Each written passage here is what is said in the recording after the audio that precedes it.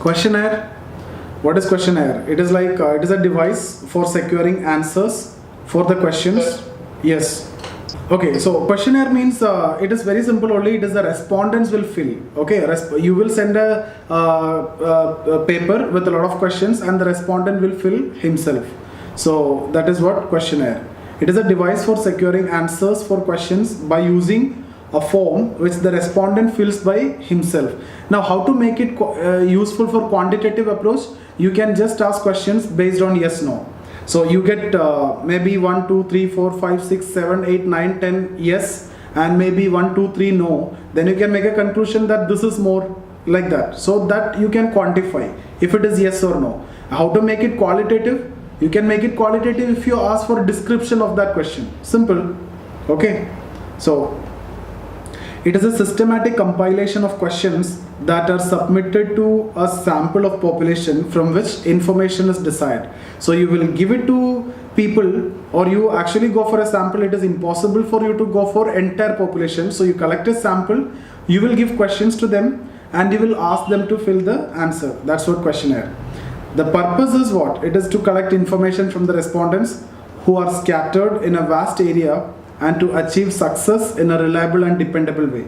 So you can try to collect maximum possible information if it is questionnaire, right, from different areas. So where participant observation may not work.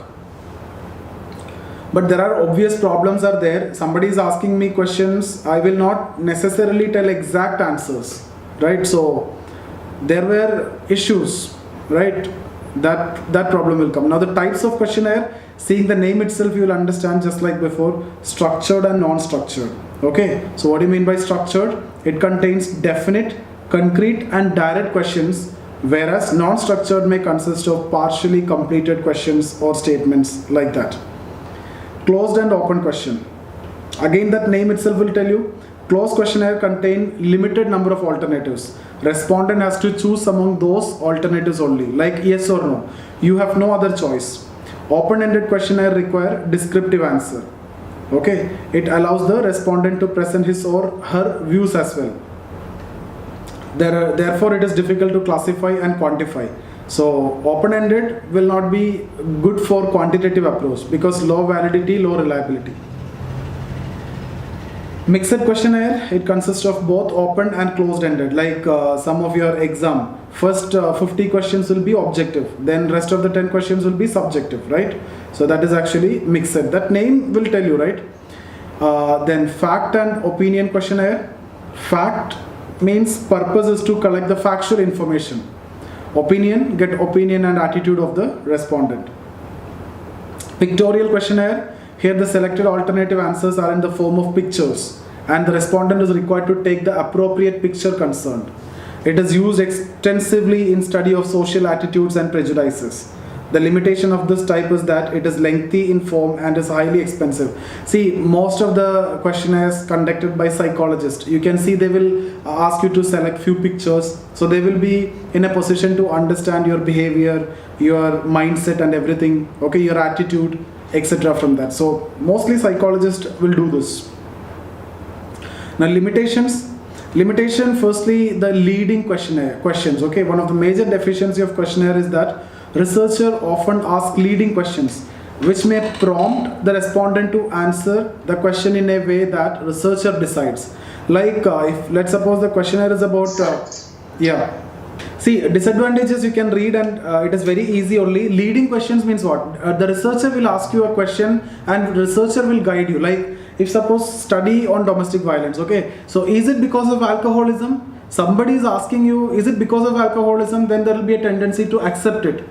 See, before you are the researcher, this person A is the researcher and asking question to A.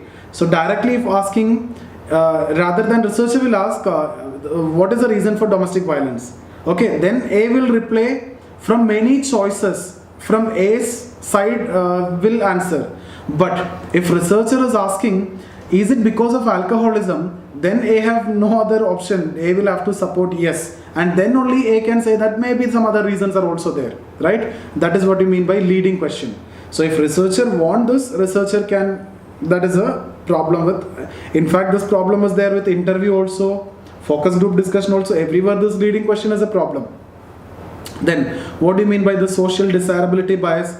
The people who are answering the question, they will answer in such a way that what is actually desirable according to the social norms, not his own answer.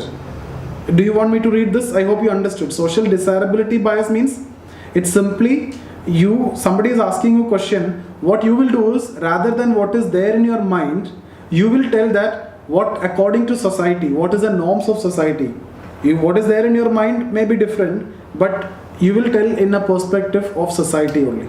Okay, that is what is desirable. That is what you are going to answer. Non-response bias means, again, that name will tell you, it is not necessary. You will send the questionnaire, you will give the questionnaire, but most of the time you won't get any response also. Okay, so postal questionnaires will never get a response. Chances are very rare, 10%.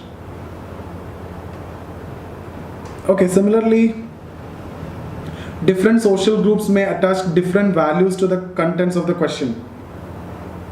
Kevin Clancy, you can read this example. So what I mean by this is, actually you conduct same study in different social groups, they attach certain values and they respond differently.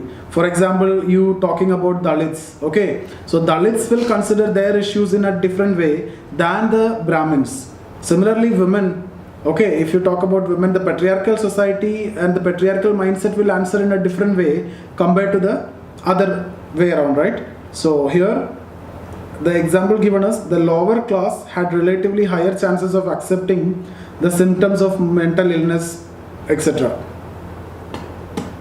So there are different bias may be possible, or different values will be attached by the different social groups.